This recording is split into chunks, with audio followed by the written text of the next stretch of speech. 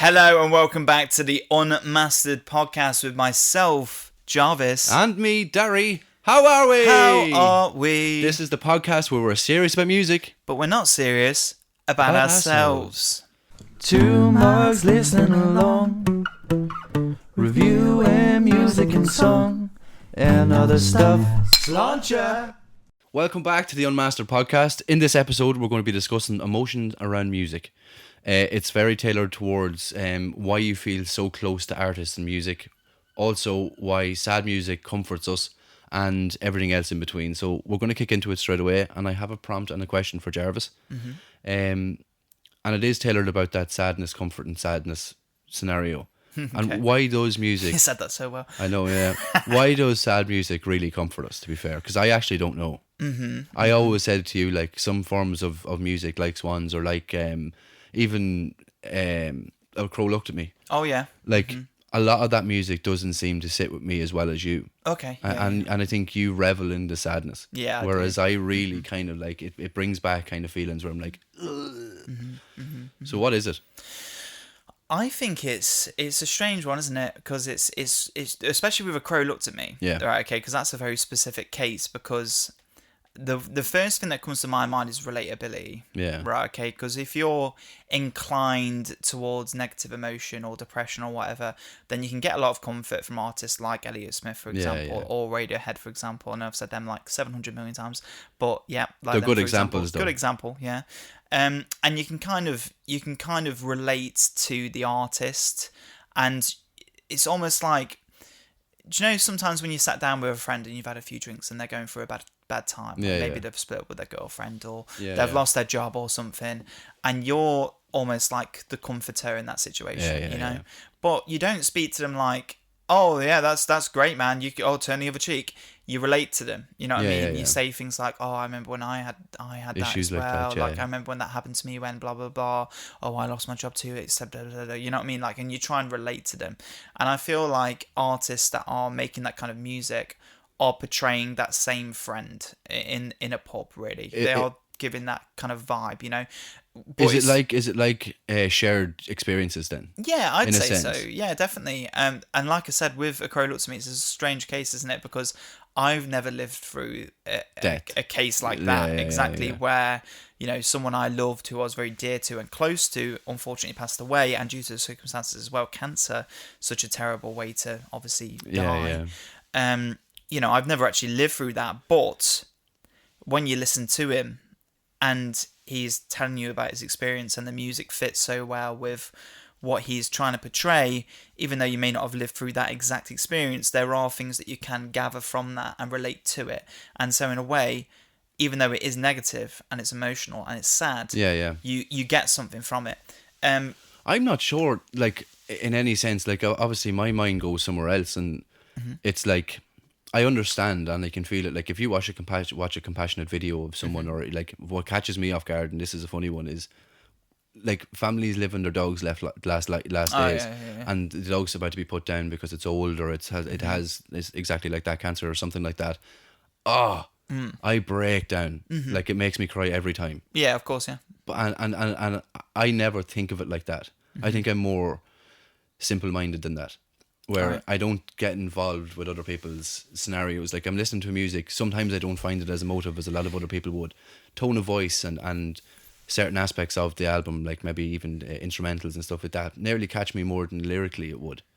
And sometimes even that soundscape makes me feel more emotional than the actual verbal lyrics. And a lot of what you're describing though, in relation to the dog scenario, right? Okay. Empathy, literally, just about to say that. Yeah, it's empathy, right? You're putting yourself in their shoes and you're thinking, oh my God, what would I be like in this scenario? And then you're watching them, you know, go through it, and you're feeling what they're feeling. You know what I mean? And that's what it is. And it's, you know, you can say the same with music. I was going to say something as well, is as someone who's obviously wrote their own music and stuff, like, this is kind of my forte. I wouldn't say forte, but like, it's definitely something that I view music in a certain way when you're a writer. And it's the same, I think, with nearly all forms of art, even like books and art in general, like painting, for example, and dance and acting and whatever, is that when you make something, you are kind of putting a piece of yourself in that. And I think I've said this to you before, but like for me, writing music is kind of like you're taking a part of yourself and you're putting it in that thing. And in a sense, you're kind of leaving a bit of the weight there. Right. So, for example, you know, my album, which, you know, we're actually thinking of doing at some point. Yeah, we might react to it in the reaction channel. It'd be funny for Darry to react to it. Because he'd be like, everything's great except your voice. Yeah, your voice is the vocals. awful. That's my biggest thing. And I don't think you're a terrible singer. I know you do what you do well. I can make it work for myself. Yeah. Kind of. Yeah, but if you let someone else do it, it'd be better. Yeah, it'd be better. But also, it wouldn't feel like me. You know? Well, I agree with that. So, but what I was going to say is, back on topic. You know, that genre, that style, that album, is all about an experience I had at university. And for me, writing that album, it was very therapeutic because I was writing about an experience I had, which was very overwhelming and was upsetting. And I look back at it now and I genuinely felt like I'd gone insane. And when I put that album together and I finished it, it did feel like a weight had been lifted off my chest. Yeah, well, that's it. And I think that musicians, artists, people who write, people who make music and paint and whatever, all of that, I think they're doing the same thing. And they may not realise they're doing it. It might be an unconscious thing. But I think they're always putting a part of themselves away. Like almost like you're chipping away at like a vase or something. And like, you know, like part of the vase is still there with you. You know, like maybe half of it is, or a third of it is. That's a vase as well. A vase, vase, whatever. Whatever, any type of item. A cup, a mug would be better, right? That's the toilet fucking bowl. show. 2 mugs at the top. Like, you know, and you've put the handle, you know, in that music, and now you're left with just the remaining of the cup, and you've alleviated some of that pressure. Yes, well, that's something I probably wouldn't take into consideration as well, as someone that doesn't probably evoke my emotion like that. I take that back, actually. I think you're wrong. And I'll tell you why. Because the album that we've spoke about making. Yeah. Okay. This is my first time in doing something like that, though. Yeah. And that's because of you. I know. More so than myself. But something I've always wanted to do was try and alleviate that side of my life where I was addicted to alcohol and I was drinking and doing stuff I shouldn't have been doing and took control, or that side of my life took over everything nearly. But I would never have wanted many people to know that, but now I do. Yeah, but you see, what I was getting at though is that you may not realise it now because we haven't done it. Right, okay, we've only wrote 3 songs on the album and we've recorded one of them. But that we'll probably re-record. Yeah, well, actually, I think it's good. Actually, it is good. No, it is really I think that's good. I think it just needs to be mastered, to be honest. But the point is, when that whole album's done, which it will be eventually, because I want to do it. Right? Okay. Cheers. Yeah. Once this has kind of got off the ground and we're no longer working, but 3 years. But when that's done and the project's done and it's out there for people to listen to, and you can see the finished product, I guarantee you'll feel proud of yourself and you'll feel like you've left an extra part of that weight behind, because that's what I think art does. But so going back to we've went into in terms of the musician and the artist, what about the listener? Why do we as listeners, is it that empathy side of things? Is it the fact that you can relate to it? Is it the fact that the music is just so emotionally beautiful, like Radiohead, in terms of even the most recent album we done? Moonshaped Pool. No, it wasn't Moonshaped Pool, was it? Most recent album we did was Godspeed. Oh no, the most recent Radiohead album. That was Moonshaped Pool. Yeah. Even that for me, obviously there's moments in it where he's talking about stuff that happened in his life and loss and everything like that as well. And is it that just wanting to be able to relate to the artist, or is it more so it is physically emotional and it helps relieve? I just think it helps you process things. Yeah. Like I said about the metaphor of the pub again. Let's just go back to that for a second. You know, if you replace that, let's say for example you're the person now in the seat. You're the person that has gone through something that you're upset about. I don't know what it is. It doesn't matter. You broke up with someone. Doesn't matter, right? Okay. That album is now that friend in the other chair helping you through it. Yeah. You know what I mean? You just replace that. So when you listen to artists like Elliott Smith, which I know you haven't got to yet, or like, for example, Radiohead, or like, for example, lots of different artists that are upsetting, right? Okay. Well, I would say Jeff Buckley, maybe. Jeff Buckley, even to a certain extent, yeah, Jeff Buckley, definitely. But like, you're, it's almost like you're feeding back what they're saying, and you're getting comfort from it, you know. And that's how I relate to it. I listen to these bands and these artists, and they are upsetting, but I don't come from it upset. I might relate to it heavily to the point where like it gets emotional, or I might feel very empathetic towards it and I get emotional, but it feels more so to me that I'm communicating with them and they're communicating to me. And does that feel like, do you feel when you come off that, because sometimes it feels discomfort to me, I feel discomfort from it, but I think it's probably because I'm hiding my own emotions maybe. Swans is a prime example of this, right? Like, Swans for me is very emotional, like, and it's very profound. Like, I think there's a big, like, To Be Kind for me is such like a whirlwind of expression. Like, you know what I mean? Like, it's so expressive. Yeah. So much so to the point where it's a bit too much, and you know that yourself. You experienced that, right?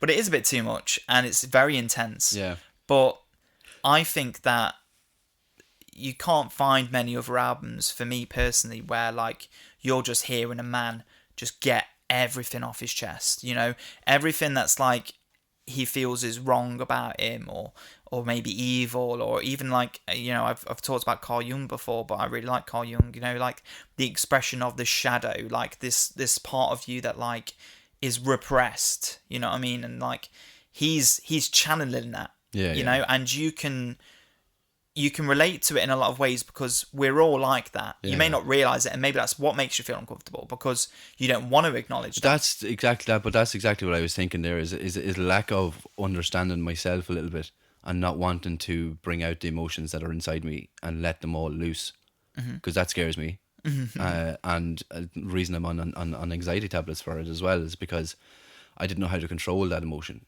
And maybe a lot of the time when I'm listening to music like that, it's trying to control that anxious feeling, because that's what it does. It brings out anxiety, definitely me. And when it's discomfort and when it's sad, it's also the same feeling. Like I can relate to sad more because I am quite an emotional person.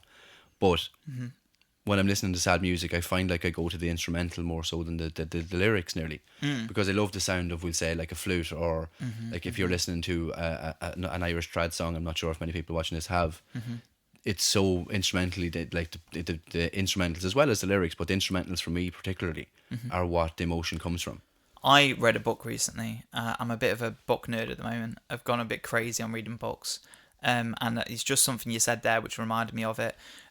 My friend Adam. Hello, Adam. Don't know if you're watching this. You probably aren't. But episode 2. You got yeah. Fucking finally, mate. Come on aboard. Text him and say you got a shout out. Yeah, you got a shout out, Adam. But when I went over back for Christmas, it's quite a funny story actually. We were both quite drunk at this pub called Blessings and Carriages, where I used to work actually in Derby. Shout out as well, the Bless. And my favourite pub in Derby. And when we were drunk and we were drinking, we were chatting about different books that we've read, and I was talking to him about Dostoevsky and all this stuff, and he was talking to me about his favourite book, which is Steppenwolf, by Hermann Hesse, a German writer. And I was like, oh, this book sounds great, blah, blah, blah. And because we'd had a few drinks and Waterstones were still open, we both went down to the bookshop and bought each other books for Christmas. And I read it, and I love that book. And that book is all about a lot of things that you just touched on, which is the main character, he believes that he's like part man and part wolf, right? Okay, so he's convinced that he has this normal person very side. Similar to me. Well, you were talking about you don't want to address, certain parts of yourself, right? So he's got this normal person version of himself called just Harry, and then he's got this other version called the Steppenwolf, which is this evil wolf that lives within him. Yeah. And he believes that, and the whole book is basically other people criticizing that idea of him that he has, and at the end he comes to a revelation, and at the end the revelation really is that there's more parts to him than he realized, and he needs to acknowledge that, and he needs to look at the wolf in the face and accept it as a part of him, not just a separate identity.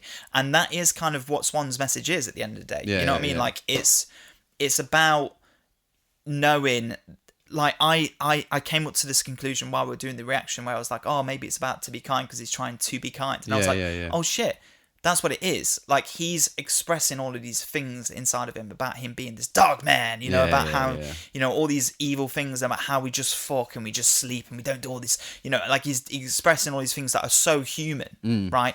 But things that we don't want to acknowledge, you know what I mean? And you've got to acknowledge them so that you can be kind. And that's, again, going back to Carl Jung a little bit, that's his message. His message is, in order to be a better person, a better version of yourself, you have to look at that shadow and you have to look at the bad parts of you and you've got to accept them, because if you don't accept them, then they'll run rampant in the background and you won't realise it. I think, like when you say it out loud, it does make a lot of sense.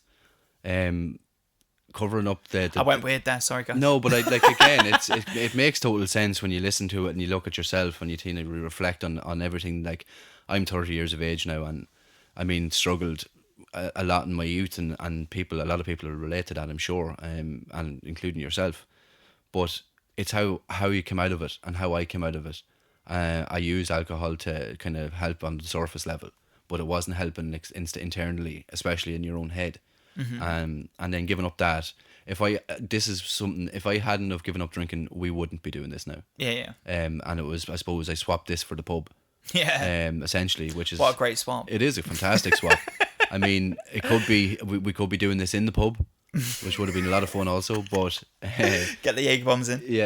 But no, I get it. And like, when you think of sadness in music, like, I understand why people love it. I think it's my own emotion that holds me back from loving it. And really, because I don't want to sit there and whelp for an hour and 40 minutes, or even maybe a little bit longer if I have to pause it. But I get why people do it. Predominantly, mostly after what you've said now, it makes a lot more sense also. But it's just something I've not that I've struggled with, but I just don't understand completely. And you need that context behind it to say, well, this is why, and these artists have all been through this, and all these musicians have. Like, I actually watched a little documentary, and I think me and you've discussed this before, but Pearl Jam, Eddie Vedder was interviewed. I think it was, I can't remember who it was that interviewed him, but he was talking about his childhood, and his mother told him that his stepfather was his real father, and that he lived in that like lifestyle, and he was abused by his father and all this. And then all of a sudden, then he was told then when he grew up that his real father was actually this fella that came round, that acted as his parents' friend. Right. And then all of this mad stuff, and at 15 he left his house and started fending for himself. And there was one poignant moment where his teacher came and asked him about his grades, and he took bills out of his pocket and showed him his utility bills and stuff and said, this is my life. This is what I do now at 15 years of age. So my grades are the least of my worries. And it was very, very powerful. Yeah, but you can feel that in Pearl Jam, in his emotion and his... I'm still alive, right? I'm still alive. But in any sense, like, when you speak about that, and I've just literally seen that this morning, like, I knew vaguely something in that context, and we've discussed about his past and everything before. But when you hear it and you see him saying it, it's kind of like, fucking hell. 15 years of age, you're going out, and then you become probably one of the biggest grunge bands. But saying that, right, and that's a perfect example as well, because I know what that song's all about, that I'm Still Alive. I know it's all about his, obviously, terrible treatment of his mum and dad, right? Well, his stepdad, obviously, but like, and how he was abused and whatnot. I'm not going to go into details. I don't know the exact ins and outs, but I do know he was abused in ways that are obviously awful. You know what I mean? Terrible. Unexplainable. Yeah, exactly. Just terrible things, right? But he made that song, right? And that song was all about him expressing that despite all of this, despite everything that's happened, I'm still alive. You know what I mean? I know it sounds a bit cliche me saying it out loud, but that's the point, right? He's saying, I got through it, right? And that is him doing exactly what I just said a moment ago. He is using music, is using art to put a piece of his life into that so that it feels like less weight. That's exactly what he's doing. He's exactly doing that. He might not even consciously realise it. I'm sure he does, okay? But he's doing that as a useful tool for him to put something, a part of him that hurt him a lot, to put it there and make it feel like less of a weight on himself. That's what he's doing. I get it. And I understand it. And I suppose in context like that, it's hard not to understand, because that's exactly what's happening. But for me, I think maybe this conversation will help with that a lot, actually. because I'll probably go into listening to an album now with more understanding of the emotions behind the actual, like sometimes it's like you're playing characters or it's a character thing and is it real or is it not real? And I think I'm very like to the point person. We recently recorded, and I know this won't be out yet, but we recorded last week David Bowie's The Rise and Fall of Ziggy Stardust. Yeah. And I didn't find... I've listened to that album many times, but I've never really... I don't know why, but I never really paid that much attention to the lyrics. And there was one song in particular, which I'm just going to talk about now, Rock and Roll Suicide. Yeah. And I never really paid much attention to the lyrics, and it was so profound. Yeah, it was. Oh my God, it literally gave me shivers. Like I was... my whole back felt like I was like had goosebumps. I was like, oh my God. And when you listen to a song like that, and he's saying, you know... You're not alone. You're wonderful, and he's trying to like reassure this person who's obviously, you know, thinking about ending their life, right? And you can't not listen to that and think to yourself, Bowie's been there. Yeah. You know what I mean? That's clearly Bowie saying and reassuring not only other people like him, but himself. Yeah. He's putting a piece of himself in that, and he's saying, "You're not alone. You're like me." Yeah. You know what I mean? And you're wonderful because I didn't do it. You know what I mean? And that's powerful. It is so powerful. I mean, thinking about it now, I'm like, stick it on. I do completely agree with you, and I know there's more like, what's the word I'd use? Obvious, like artists and examples that would use obvious like vocabulary or lyrics or whatever it is that they're using, and then purposely, like I think with Swans, it's purposely like very obvious what he's talking about. And expressing like the simple things in life, human nature, whatever. Mm-hmm. But I think what I do is I try to hide it and try to avoid them emotions a lot of the time. Confronting them. Yeah, confronting them more. I don't confront them, and I should. Yeah, you should. Yeah. Well, maybe through Elliot. Me and Elliot Smith might become best mates. Maybe now.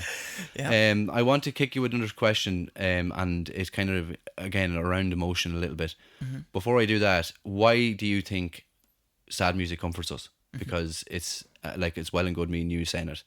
I'd love to get a different view on it because I think a lot of people will have a different understanding. Fairly similar, I'd imagine.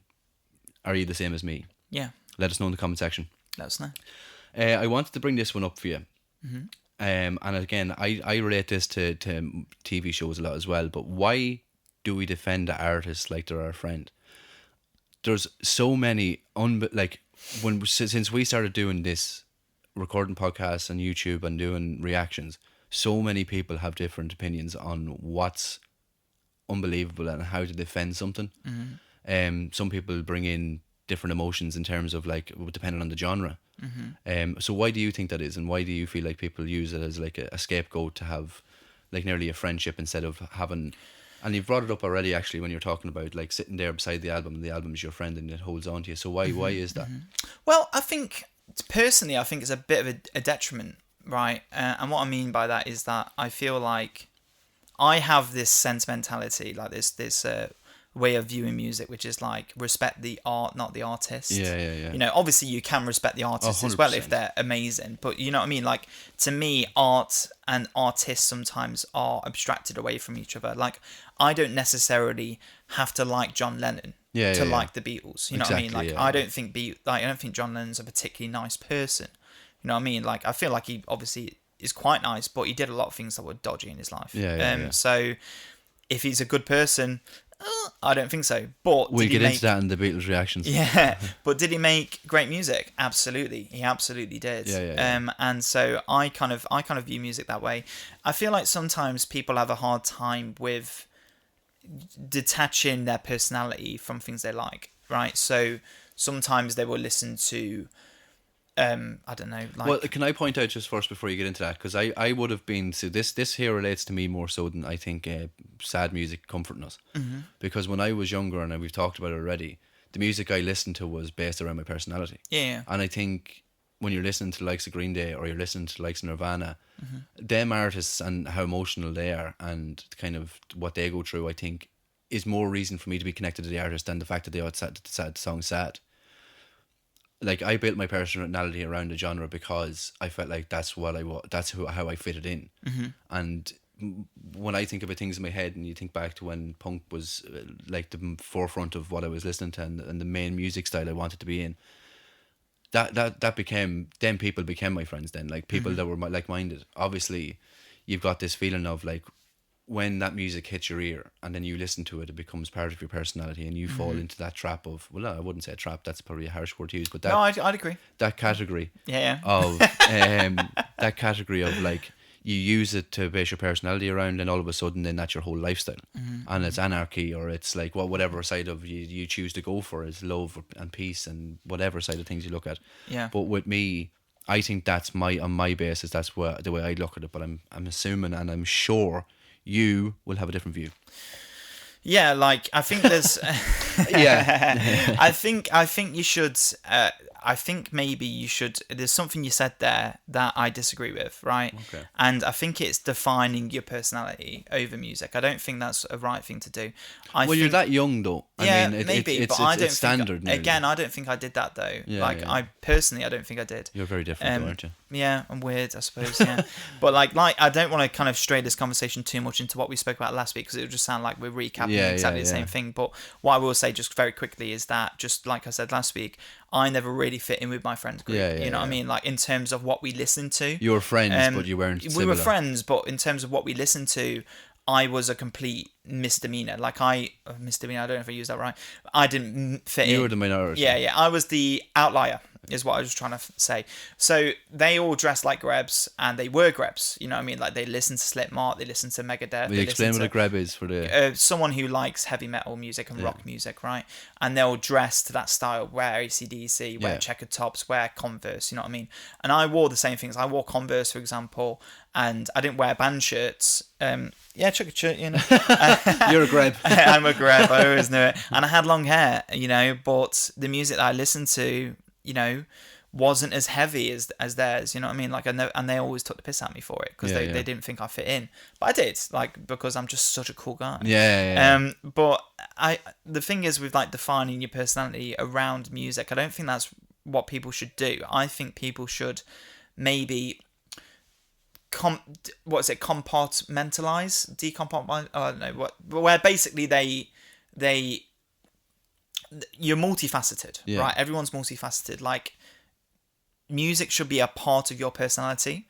It shouldn't define your personality. That's how I feel. Yeah. You know what I mean? Like, you don't have to dress like your music style. That's what I think. You know what I mean? Like, it doesn't matter.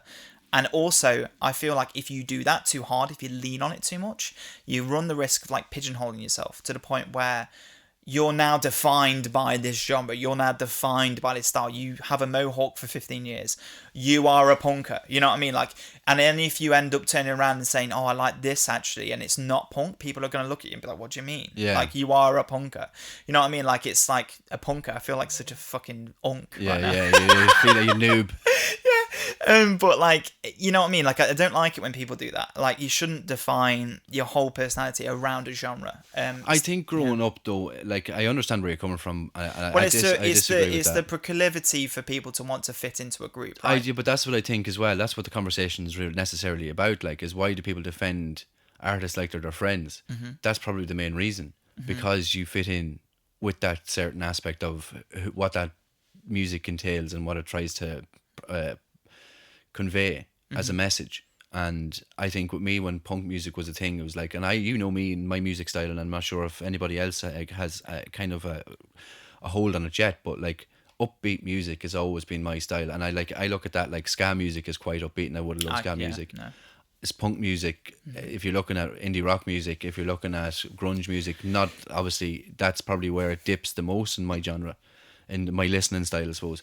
But I think for me personally, needing that space to be able to be myself was the way I kind of progressed with any kind of depression or any kind of anxiety or any kind of like feelings that I had. We had a group then. A group identity, a group, essentially. So people that loved it, and because that one artist brought us together, that artist then becomes part of our friend group. Well, then you're not even necessarily, like, it's not even the bands then, really, is it? It's a sentimental attachment to the group of friends. Like, it's bigger than that. It's bigger than just the artist. I think, I'd say, like, in terms of the question, it relates that music to a friend group.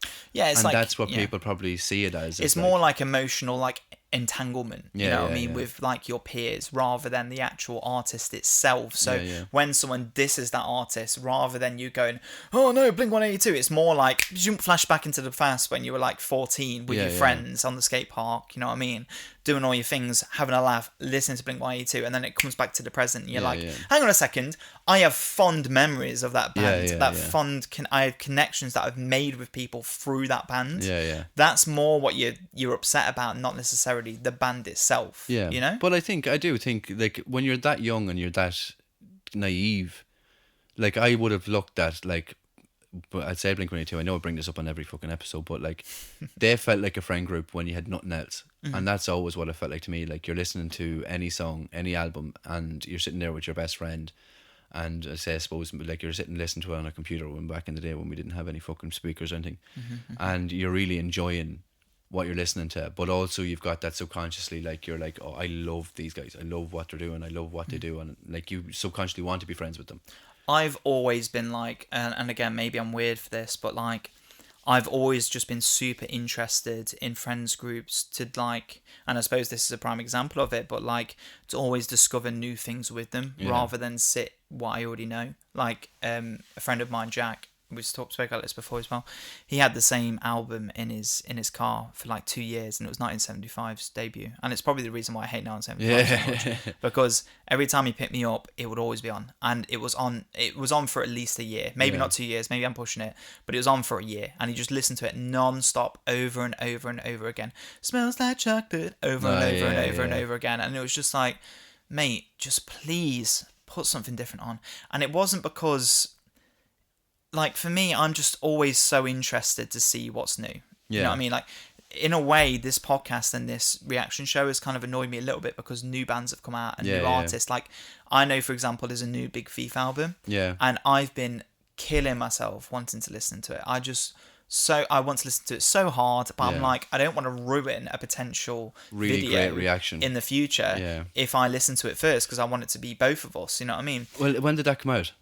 That came out last year. So I think we should just listen to it soon then. Yeah, we should listen. And to like I think we've mentioned this already to the Discord. If you don't know if a Discord, go over and check it out. But we've put it to them to say like any reactions and suggestions that come up are going to be after the new releases, because that's what we're going for this year, because we want to listen to more new music. And we like even at the end of the year we'll have a roundup of new music that we don't have from last year because we didn't listen to any new music last year. Bar maybe fucking 4 albums.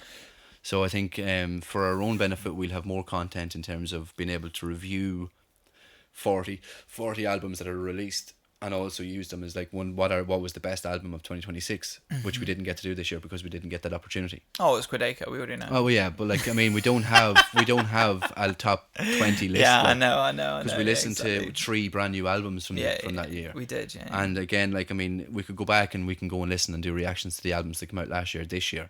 But that has to be after we do the new releases. And I know there's a new A$AP Rocky album out. Yeah. Tyler Creator's one released an album last year. We didn't listen to that either. Like, I mean, it's a sin. But yeah, no, it's an interesting conversation, isn't it? What was the question again? One more time, and I'll try and give a concise answer to it. I'll let you break it down. So, why does not liking? Oh no, that's the next question. So, why do we defend artists like they're our friends? I think it's because, like we touched on a moment ago, wow, the rain really came down, didn't it?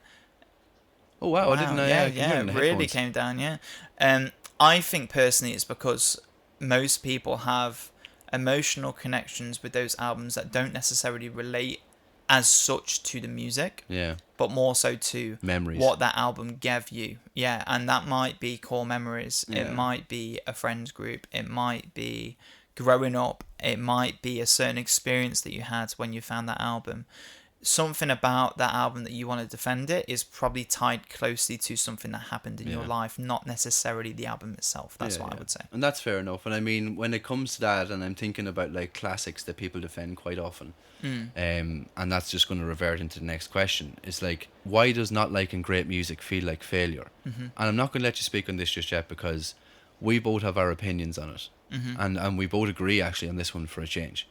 To a certain extent, I'd say there's probably something I'd say that you'd be like, but we've listened to some classics. We've listened to a lot of what's the word for people that love a lot? Cult classics. We've done a lot of them, and some of them have been fantastic, and don't get me wrong, a lot of them are. And I think nearly more of the older classics are the ones that we didn't really kick with. And I just don't understand why people gripe with it so much. Like, I mean, just let it be. Obviously you let it be, Beatles. But obviously people like that didn't catch that. Yeah, Yellow Submarine, right? Yeah. Out of context. Yeah. But the people it hurts so much. And that again is back to that, why do we defend artists like our friends? Like, it all falls into the one situation nearly. Why? I think classics are different in a sense because there's a big sense around those albums inspiring a lot of what we know today. And that's one of the reasons why when you go into a classic album, and I know I felt this way when we went into Pet Sounds, I wanted to like it. Yeah. You know what I mean? Because I wanted to see what this had inspired and what this had led to, and I wanted to hear it and go, oh, I get that. I can hear where that comes from. You know what I mean? Like, and understand exactly what the impact it's had on the industry and all of that stuff, you know? Like, those are things that when you listen to a classic album, you've got to be conscious of. Yeah. But I can't be, because like it hasn't, like, I love music and I love what I like. Yeah. But that does not bother me. The thing with people that love music and are so like intelligent around music, understand the impact that they have. You said it to me before, and you've said, think about all the artists you love now. They have influenced them. But really, does that matter? It obviously it really matters that the fact that they've existed and that their influence is there. And we've said this before. We'd love to keep their influence, but we don't really care about the music that much. Yeah. I don't really care the fact that someone loves a classic album and I don't, because that's not what I'm listening to now. I'm not going to go to Pet Sounds, or I'm not going to go to a Beatles album now and go. You might do. Well, I might. You don't know I don't, but definitely not Pet Sounds. But like, I don't necessarily care, and I'm allowed to like what I like, and you're allowed to like what you like, but you can't criticize someone and just say, just because you think it's great, I don't. Well, just because it's a classic. Yeah, just because it's a classic album, like, it doesn't need to be like everybody's favorite thing in the world. I think when people criticize classic albums and classic literature and classic art and whatever, like, I think it's less so about what the actual art is and more so about its legacy. You know what I mean? Like, you tread it on, you know? And I think that's what people get defensive about. You know, people look at that album and they don't go, well, they might do, but I don't. You know, they might go, I don't think it sounds amazing, but it has a legacy. Yeah. You know what I mean? Like, it has a purpose, and people around the world value this album. So there's like an extra sense that it needs to be respected. Well, and if you get me, I think respectfully, I do understand influence, the influence it has, but again, respectfully, I don't have to like it. Yeah, and I agree with that. I just think people need to just look, you're going to get argumentative people. I'm partly like that myself. Like, I like getting into a little bit of a tiff with you, and I think arguments are fun, and they don't have to be abusive, and they don't have to be like really rude or like, you don't have to be a dickhead. That's the difference between people when say we're reacting to something. And if I don't like the Beatles, I'm not sure, I don't think I won't like them, I think I will. Yeah. But at the same time, I'm like, if I don't like a song on an album and someone comes to me and says you're completely fucking wrong, fuck off. Like, I'm not wrong. It's my taste in music. I know what I like, and if I don't like that song, it's because I don't think it's that good in my opinion. Yeah, absolutely. And you're entitled to your opinion. But like, people don't have to just like, this is like the pop world as it is at the minute. People just jump on the trend, and people just jumped on the fact that like Pet Sounds is probably one of the most influential bands, which is true, but doesn't make them the best band. Beach Boys. What I say, Pet Sounds. Yeah, Pet Sounds is the name of the album. Yeah, not the band. Oh, sorry. Confusion. I am confusion. At least we're not calling them the Pet Sounds. Peach Boys. Yeah, what they're called? Pet Boys. Yeah, well, I don't know what we call them. Pet Shop. Pet Shop Boys. Yeah. Oh, look, we are ignorant, to be fair, aren't we? Yeah. But anyway, look, in my regard, what I'm saying is just like I hate people that go out of the way to make someone feel like they're lesser, or they're not right in a sense. Like, if you're wrong and you're like, that's like, if I'm saying something right and it's a mathematical equation and I'm completely wrong, that's fair. because I'm completely wrong. Or if I'm saying, because you can prove it. But if I'm saying something's true that is clearly untrue, and someone wants to say you're wrong, here's the evidence. I'm completely wrong. But if I'm saying that Pet Sounds is not a good album, and I don't think it's that great, I don't actually think it's not that good. I think it's actually a good album. I'm just not in love with it. No, it was me mainly who criticised it. Yeah, right? and then you got me in trouble. But what I'm saying is, and I want to like say something about an album that I think, in my opinion, isn't good, it's because it's an opinion. It's not because it's factual. Yeah. And me, fucking dopey Darry in this side of the internet, has an opinion on something shouldn't affect your day that much that you go out of your way to make sure that I feel like a piece of shit after it. Because I'm not doing that to you. Like, I'm not saying directly to your face, you're completely wrong, you're a dickhead and I don't like it. Maybe we should start doing that, you know? Oh, I'd love that. Maybe at the end of albums we should just be like, if you like this album, you're an idiot. Yeah, you are a piece of shit. And if you don't comment down below and tell us we're a piece of shit as well, then fuck you. Yeah. But my thing is as well, and I've mentioned this before as well, I don't mind people commenting on us and giving us shit because it's funny. But when it's directly related to something that you know is an opinion, then you're kind of like, well, just relax a little bit. Like, I mean, take the piss out of us as people. Like, tell Jarvis he's fugly and tell me that I'm skinny as fuck and I look Bruno like big as Mars. Yeah. I look like I look like a junkie or whatever. Like, I don't mind. But it's the fact that it's an opinion, that's when it becomes a problem. Anyway, clarify what you need to clarify there. I got myself ticked there. Well, it comes back to... Yeah, you did. It comes back to the whole argument again of art is subjective, right? That's what it is at the end of the day. Like, but it's an opinion based, like, everything. Everything's it's an opinion based art form. Like, I look at like the Mona Lisa and I think, Jesus, that's terrible. Actually, sometimes. Like, I don't think it's an amazing piece of art. I think because of when it was made is probably the reason it's so well, cool. that's another thing, right? Because, you know, it's funny you said that, right? It's painted by Da Vinci, right? Leonardo da Vinci? Yeah. I think so. Yeah. I hope I'm right. Well, that's us in the comment section. Now, God, this is your moment. It's Monet, Jarvis. No, it's not. Definitely not Monet. No, it is Da Vinci. Yeah, I thought it was. Yeah. The point is, though, right? People love that because they know where it comes from. Yeah. And that's again the legacy that I'm talking about. You know what I mean? Like some of Vincent van Gogh's work, for example. You know what I mean? Like some of his big work is obviously fantastic. Yeah, but then some of his like scribbles and stuff, like the stuff that he did, like, you know, was like working things out. They go for like millions and millions and millions, and the only reason they go for that much money is because it has a Vincent van Gogh stamp on it. Oh, yeah, but it's also vintage. Yeah, true, but like, but the point, it's not like it's wine, Yeah. right? Okay, but like the point is that it has an association with someone who has had a profound effect on the art world, right? Yeah. And that's again coming back to Beach Boys, right?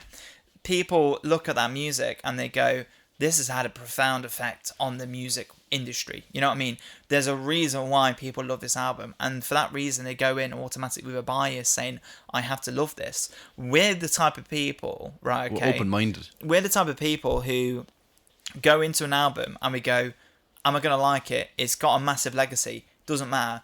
Does it sound good? You know what I mean? Yeah. Like, and that I feel that's good about us because, because like and people have commented as well and said that they respect the fact that we are honest about our opinions and say that we don't like something, or if an album's great but we think it's like mid, then people respect it. You know what I mean? And I think that's good. But yeah, people like Leonardo da Vinci, the Mona Lisa, you're saying, oh, it's all right. I don't think the Mona Lisa is like amazing. Like, it's good. Like, and as an artistic point of view, it's artistically exceptional piece of work, but does it look cool?